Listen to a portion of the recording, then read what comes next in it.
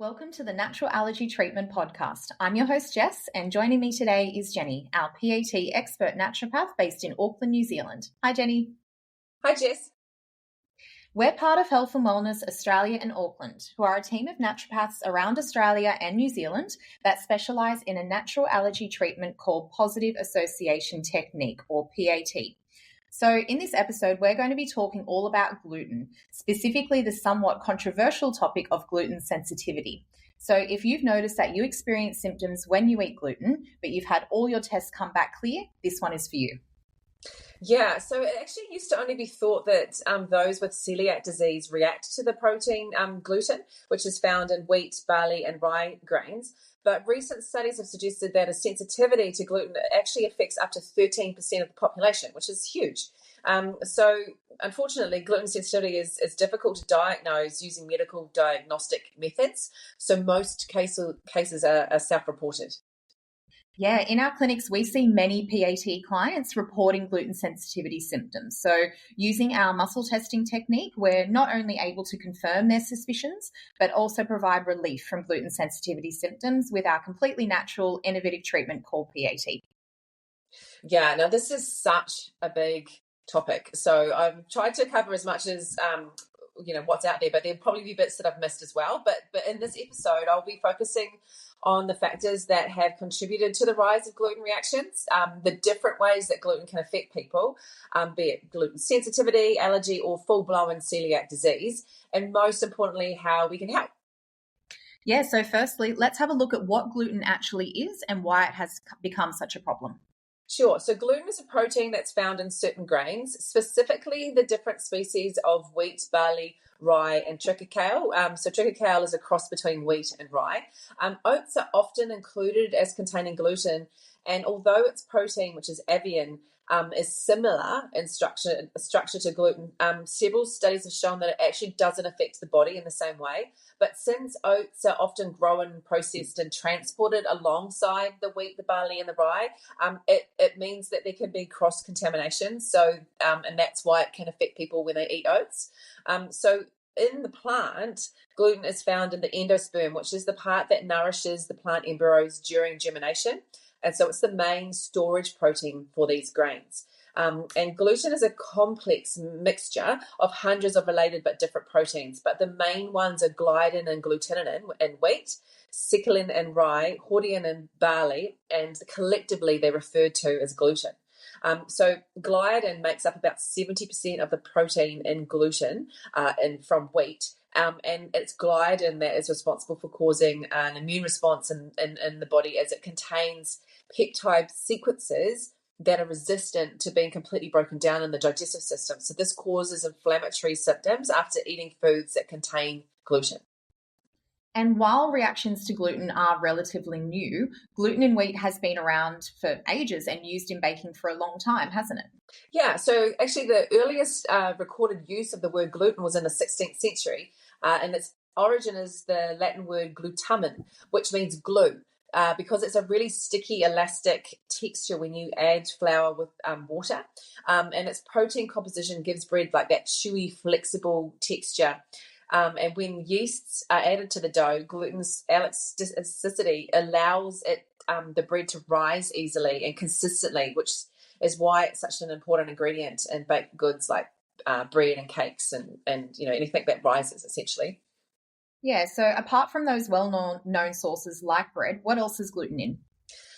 This is actually interesting because it's not where people would normally think of it. So gluten is heat stable, so it can act as a binding or extending agent. So it's commonly used as an additive in processed foods for improved texture, moisture, retention, and flavor, like soups, sauces, meat products, sweets, ice creams, medication, supplements. It's in loads of things. And because gluten is sticky, it's also used in the food industry as an adhesive for processed foods. So, for example, gluten is added to potato chips so that the flavor attaches to the chips and they don't all collect and fall down the bottom of the bag. It's also used for envelopes that you stick down. And there's also a problem for those that are wishing to avoid gluten, because a recent study found that 1/3 of over 5,500 gluten-free foods actually contained measurable amounts of gluten. Yeah, it's amazing to think how much gluten is actually in our diet these days. It's really crazy. Yeah. So, when it comes down to the different types of reactions that you can have to gluten, we've categorized them into celiac disease, wheat allergy, and gluten sensitivity. Yeah, so celiac disease and gluten sensitivity has actually been shown to present as many other diseases with different names. So there was a review paper in the New England Journal of Medicine that listed 55 diseases that can be caused by eating gluten, which is crazy. It is crazy, yeah. So let's start with celiac disease, which is a hereditary autoimmune disorder where consuming gluten actually damages the small intestine. Yeah, so when a person with celiac disease eats gluten, an immune response is triggered, leading to the immune cells to attack the small intestine. So this alters the mucosa of the small intestine, which flattens and inflames the microvilli, which are along the outsides of the small intestine, which this causes symptoms throughout the whole body, but especially in the digestive system, where there can be diarrhea, malnutrition, and malabsorption of nutrients, and among other symptoms. And not all celiac patients actually have this flattened mucosa. So celiac can occur without this flattened mucosa, and that's called latent celiac disease. And so even eating small amounts of gluten can lead to this small intestine damage. And if it's left untreated, it can lead to like significant health problems, ranging from vitamin and mineral deficiencies to nervous system disorders and lots of gastrointestinal symptoms. And can this damage to the small intestine actually lead to leaky gut?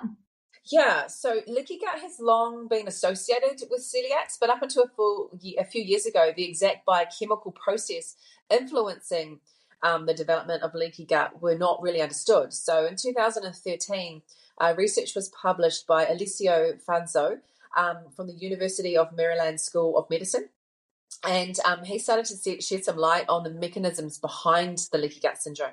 So Dr. Fasno found that a little known molecule called zolan is responsible for opening the gaps between the neighboring epithelial cells of the gut lining. So what that does is the purpose of this molecule is to allow certain nutrients and solutes to get in and out of the intestine. But under certain conditions, too much of the zolan is produced. So it means that there's usually tight junctions between the epithelial cells open up too much, and so it creates these spaces, which is why it's called leaky gut, because essentially the gut is leaking out.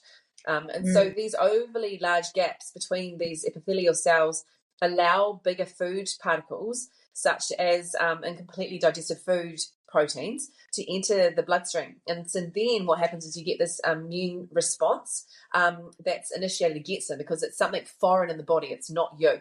So, you get a huge immune response whenever that happens.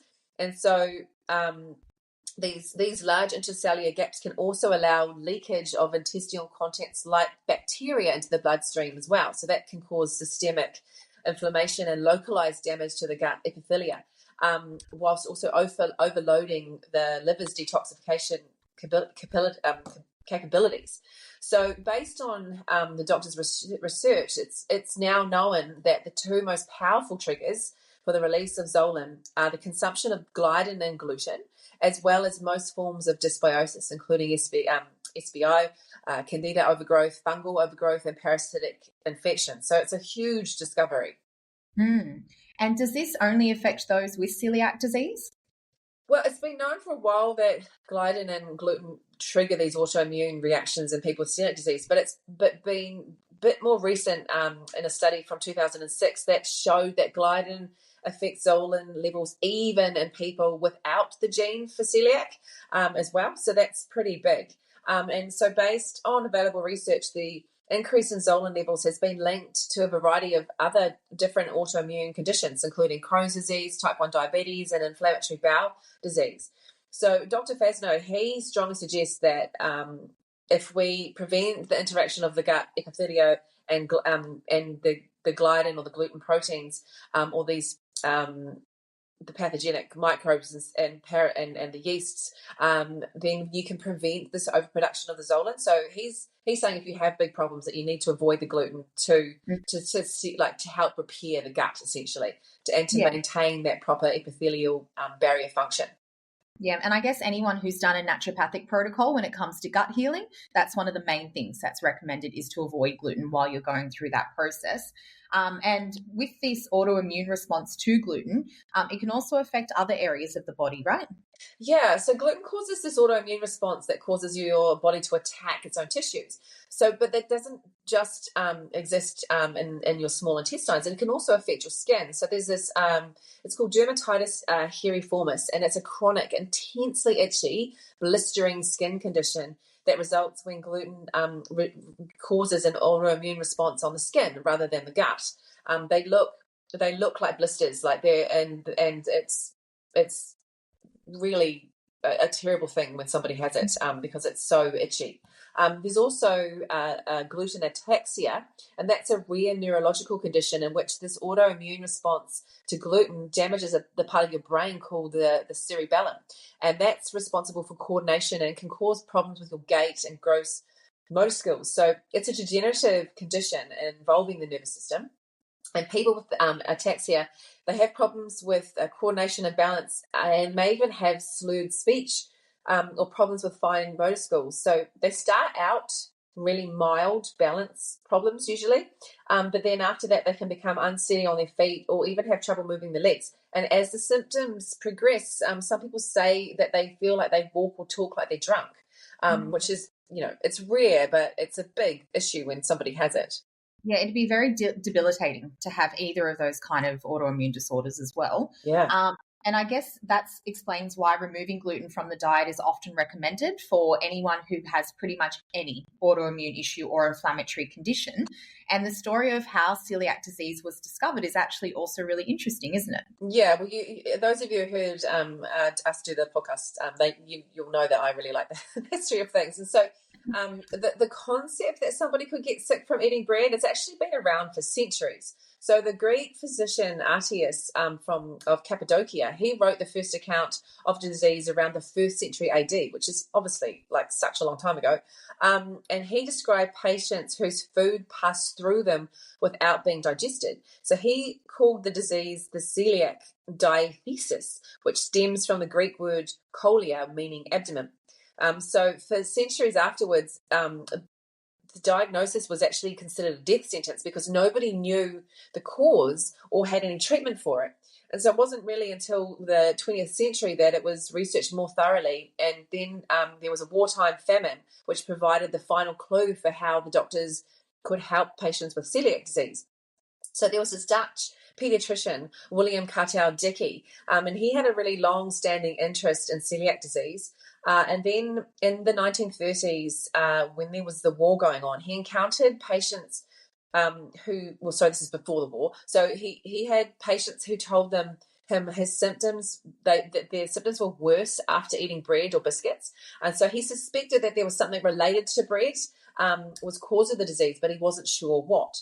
And so then the winter hunger came in 1944, and he saw these effects firsthand because people in the Western Netherlands had to survive on just 500 to 1,000 calories each day, and sometimes even less than that. So it was a really severe famine, and more than 4 million people died or went hungry. And sadly, between 20,000 and 30,000 died. So it was a really tragic time. Mm. But during this time, there was no bread that could be found in the cities, with the rare exception of, black marketers, and that stuff was, really barely edible. And so it wasn't that there was a wheat shortage, just that there was basically a complete absence of this wheat. So at the same time, the doctor realized that children with celiac disease were actually seeing improvement in their symptoms, and instead of losing weight, they were actually gaining weight. So that made him really, curious.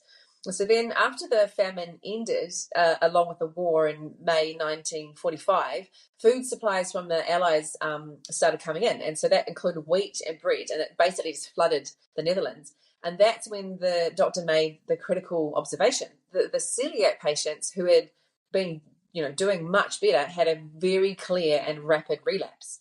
So this connection was enough to get him to thoroughly investigate the relationship between diet and celiac symptoms. And over the next 5 years or so, and through experiments with wheat-free diets, he determined that avoiding foods with wheat and related grains reduced the diarrhea and allowed for weight gain in people with the celiac disease, and they usually felt so much better too. So that was amazing. But, ironically, during this post World War II with the Great Depression, pasture and bread were encouraged because they were inexpensive alternatives to the highly rationed foods like meat and dairy in the United States. So it's kind of making it a bit worse. Yeah. It is such an interesting story, and obviously such sad circumstances, but created such a case study to be able to discover something like this. So so celiac disease is where there is the autoimmune response to gluten. So could you explain how a wheat allergy is different from celiac disease or even gluten sensitivity? Yeah, so a wheat allergy is an allergic reaction to the gluten proteins, specifically gliadin, and the onset of symptoms can take minutes to hours to develop, and that's usually like itching, swelling, sneezing, running nose, headaches, asthma, stomach aches, nausea, vomiting, diarrhea, skin rash, even anaphylaxis. So it's huge. Can be a lot of symptoms. And the difference is that it's mediated by a different immune response than celiac. So wheat allergies are mediated by the IgE class antibodies, and celiac antibodies are the IgA. So people with wheat allergies can safely eat spelt as well as barley and rye, while those with celiac can't. In most cases are found in children, and it's usually diagnosed through a skin prick test or a blood test, and some people can grow out of it, unlike celiac, which is, for life. So now we'll move on to what's formally known as non-celiac gluten sensitivity, which is where you may not test positive for celiac disease on, say, a blood test or the biopsy, or a gluten allergy on a blood test, but you still experience these symptoms when you consume gluten. Yeah, so gluten and wheat sensitivity has been clinically recognised as less severe than celiac disease because people with gluten sensitivity do not test positive for celiac disease based on blood testing. And they were thought not to have damage to their small intestines found, but that's kind of changed, and we'll talk a little bit about that further down the track. And so although like celiac, their symptoms are linked to gluten consumption and it promotes this chronic inflammatory state, their symptoms will resolve when they avoid these gluten-containing foods. And so if you are a non-celiac gluten sensitivity, then you'll like experience sort of extra intestinal, like non-gastrointestinal symptoms like eczema, headaches, brain fog, ADHD, behavioural issues, joint pain, numbness in the legs and arms or fingers. But then you actually still can get these classic intestinal symptoms like bloating, gas, nausea, diarrhea, constipation. Like it's huge. It's a wide range of symptoms, yeah. So if you are struggling with what you suspect to be non-celiac gluten sensitivity, you can get a copy of our free PAT information e-pack to learn more about how PAT may be able to help you not only confirm your suspicions, but actually get relief from these gluten sensitivity symptoms. So I'll pop a link to that in our show notes as well. But the interesting thing is that those with gluten sensitivity can actually have evidence of damage to that intestinal wall you mentioned without the autoimmune markers. Yeah. So until now, it was people thought that they only experienced symptoms, but they didn't get any intestinal damage. But there's in July 2016, a team of researchers at the Columbia University Medical Center, they published a study confirming that wheat exposure in this group is in fact triggers a systemic immune reaction and the accompanying intestinal cell damage. And so it's estimated that the impacted population is equal to or even exceeds the number of individuals with celiac disease. And for some reason, most of them are, basically undiagnosed. Yeah. And I also came across a few articles saying that FODMAPs are part of the issue. And I know that we do usually need to address sugars and FODMAPs as part of our treatments when people are reacting to wheat products. So are they part of the issue? Yeah, so at this point, the research has not confirmed that celiac is the culprit for this triggering the immune reaction, as in the case with celiac disease. There's other potential culprits as well. So they've got the amylase trypsin inhibitors, the fructins, which are found in the FODMAPs, and each of these also have gluten in them. So gluten may not be the cause of the syndrome. So they're just still trying to work it out, but there's a lot of research going on in this area. So it's gaining way more interest in the scientific fields. Yeah, and you also came across some interesting research about brain fog, didn't you? Yeah, so a lot of people with celiac disease and gluten sensitivity, they can tell when they've been accidentally gluten. It's kind of like a terminology that they say, because their brains cloud up and they feel less effective, even a bit silly and clumsy. So this phenomenon known as brain fog has undergone not a lot of study, but it is another really common symptom. But here in New Zealand University of Otago, researchers have found that wheat gluten causes brain inflammation in mice. So while previous studies have shown that gluten promotes body mass and inflammation in mice in their enteric nervous system and their gastrointestinal tract, they investigated actually this impact on the brain. And so the brain has two types of immune cells similar to macrophages in the blood, and these are called astrocytes and the microglia. And they found that gluten, as well as a high-fat diet, increases the number of those immune cells, and the effect of gluten added to a normal diet increased the cell number of this to the extent if mice were fed a high-fat diet and gluten was added to the diet, these cell numbers went up even further. So the hypothalamic region of the brain is vital for coordinating basic metabolic functions like body weight regulation and blood sugar regulation. So what they've kind of concluded is if gluten led to hypothalamic inflammation in humans, that would cause brain damage. And it can also be bad in the long run because it can increase their body weight and impair their blood sugar regulation. So if this became persistent, then they might be at higher risk of impaired memory function. And it's also linked to, distributed blood sugar regulation, which is, those the hypoglycemia and all of that, that happens as well.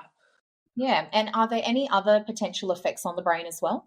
Yeah, so other research shows that people with celiac disease often suffer much higher than average rates of depression and anxiety. So people who test negative for celiac disease but who have been diagnosed with gluten sensitivity also report high levels of depression and anxiety. And although the links have kind of become, they don't know yet, they're speculating that, one, that could be this brain inflammation, but also if there's gluten related intestinal damage, it might lead to nutritional deficiencies that cause depression because and anxiety, because people with celiac disease when you have a mineral deficiency in B vitamins, it can actually make those symptoms worse.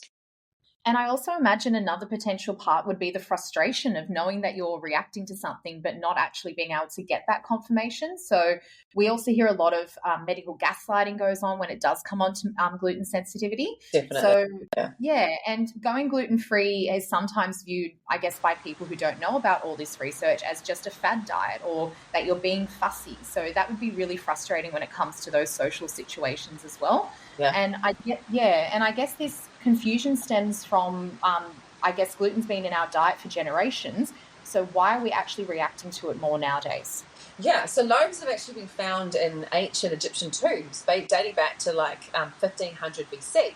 But it wasn't until about 300 BC that humans discovered adding yeast made the bread right. But over the decades, further down the track, we've created new strains of wheat, and that's making and it made the grains larger, and at the same time it increased the amount and changed the composition of the gluten that they contain.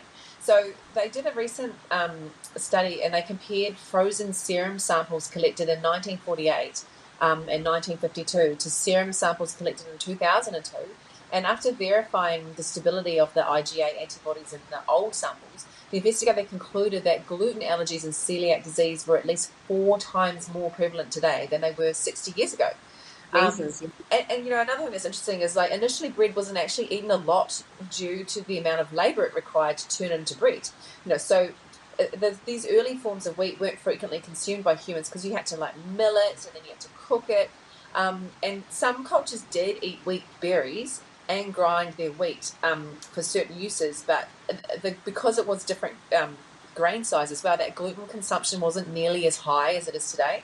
And one thing that's really interesting is when wheat was introduced into Europe during the Middle Ages, so not really that long ago, it's actually discovered that about 30% of the European people of European descent carry the gene for celiac disease, which is HLA-DQ2 or HLA-DQ8, and that increases a susceptibility to health problems from eating gluten. So that could be that they have more likely to get a sensitivity to it than other people. Yeah. And has the type of wheat used in agriculture actually changed? Yeah, so I was saying how, the grains got bigger. So what happened is due to crossbreeding over like many years, modern wheat composition kind of went through this change. So the worldwide rise in celiac disease occurred at the same time as the introduction of dwarfed wheat, and that contains much higher amounts of the genes, the gluten. So Dr. Hetty van Brodick, she studied wheat and the gluten proteins that are responsible for celiac disease, and she was part of this research group in Holland that compared gluten proteins in modern wheats to like the old style wheats that were grown like a century ago. And so the presence of celiac disease, there's a specific culprit in it. It's called Glia A9 epitope, and it's much higher in modern wheat. So she believes that modern wheat breeding has increased the protein parts that causes celiac disease.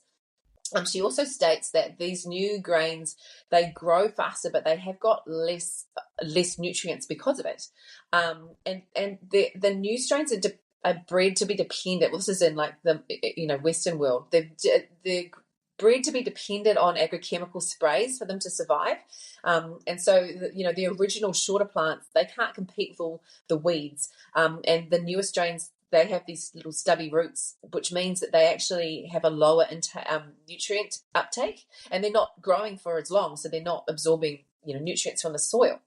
Yeah, so wheat is actually less nutritious than it used to be too. Yeah, so they had this. There's another study called the Broad Fork Wheat Experiment, and that's been spanning for more than a century. So this is not just like one thing that they've done. And so they've documented the decline in the nutrition of modern wheat. So since 1843, these generations of investigators have grown wheat in like parallel plots, and each year the harvest is tested for its nutritional content. And so even though this yield increased a lot when the dwarf wheats were introduced, the nutritional value plummeted 18 to 25%, and the mineral content of zinc, iron, copper, magnesium, phosphorus, manganese, sulfur, calcium, like a huge range. And there was also new research into the gluten structure in modern wheat that it also contains high levels of the starch amylopectin A, and so amylopectin digestion might raise blood sugar and insulin levels, causing this increase in triglycerides and cholesterol, which can lead to fat accumulation, especially around the trunk area. So that goes back up to also, the brain inflammation from the wheat as well. Yeah. So this change to wheat's composition has contributed to the rise of gluten issues, but is it actually the amount that we're eating these days which is part of the problem? Yeah. So, as I was saying before, back in the, before the Industrial Revolution and things like that, but people didn't eat wheat a lot. It was hard to mill, and it took a long time. But so it wasn't really until the 19th century that wheat got to be milled in these large quantities. And so therefore gluten got a much more prominent role or place in the diet. And also as global transport improved and like things like railroads were built across America, it became much more easy and inexpensive to mill and distribute the wheat. So that therefore there was so much more of it around. And then this is the old controversial. In 1992, the American Food Guide Pyramid was created by the U.S. Department of Agriculture in 1992. I'm sure that you've seen the big triangle with all the grains down the bottom and telling you how much you should eat. So it was released and it listed that whole grains was one of the most important food groups. Like down the bottom, it was saying that you should eat at least 6 to 11 servings of whole grains per day. And so this kind of like further solidified the prevalence of wheat and other grains in this American diet. And around that time, the celiac cases started to begin to rise. But the irony of this is that at the same time that they made that pyramid, there was a surplus of grains in America because they introduced this new dwarf wheat and it was growing really, really fast. So they had extra grains that they actually needed to use up. So originally, the food pyramid was only suggested to be 3 to 4 servings, but because they had all this excess grain, they bumped it up to 6 to 11 servings so that they could use the extra grains up. So now today's wheat's like the most widely grown crop in the world, which I just find crazy. Yeah, and then a scientist at the USDA, he estimates that Americans' gluten intake per capita has tripled since 1977. So, and those people that eat commercially baked whole grain wheats, they're actually getting way more of gluten as well. Yeah, so our consumption has just skyrocketed over years. So it makes sense that's part of the reason why we're seeing this increase in these reactions. But the other problem is how we make bread and other baked goods these days as well, isn't it? Yeah, so in commercial bakeries, rising time of yeast, bread with yeast, and it has windowed from hours or even days to mere minutes. So now they put in these like fast-acting yeasts and additives.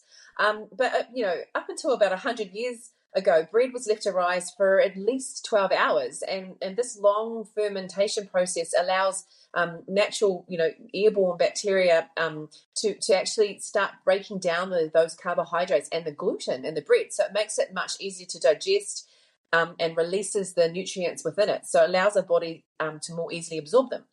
And so that's why some gluten sensitive people can still eat like sourdough bread that's made the traditional way, but they can't go near any of the commercial. And the other thing that is, and actually, if any of you are listening to this and are at home, go to the back of your bread and have a look at the back, because commercial bakers, they actually add a lot of extra gluten into their products.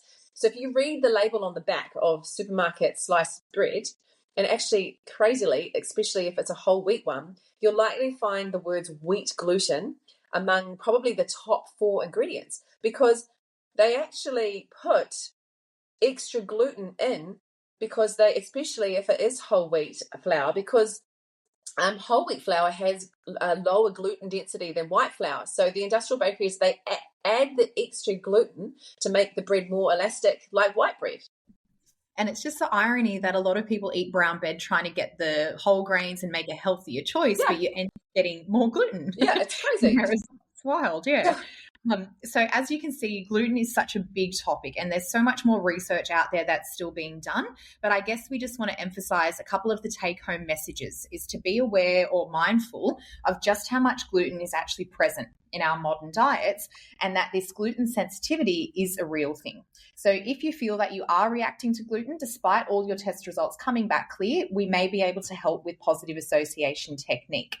Yeah, so gluten sensitivity can really be implicated in various symptoms associated with eczema, IBS, brain fog, headaches. As I was saying before, there's quite a lot of symptoms all throughout the body that can actually be caused by it. And so we're all qualified naturopaths and at the clinics, and we use a form of muscle testing or kinesiology to assess your reactions to various food chemicals like gluten, as well as a wide range of food and airborne and chemical substances.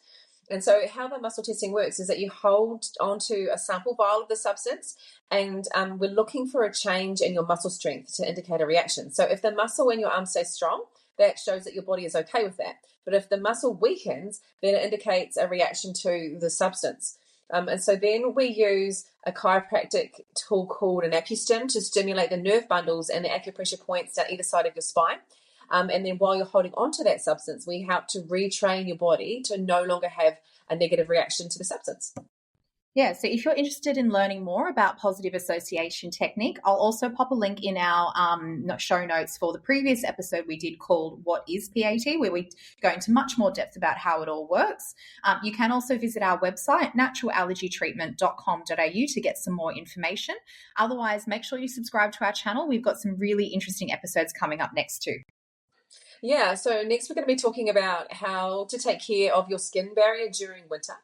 And then I'm really excited to do one all about the gut microbiome, because that's massive and really interesting. That'll be another big one too, Jenny. All right, yeah. I'm looking forward to it. Great.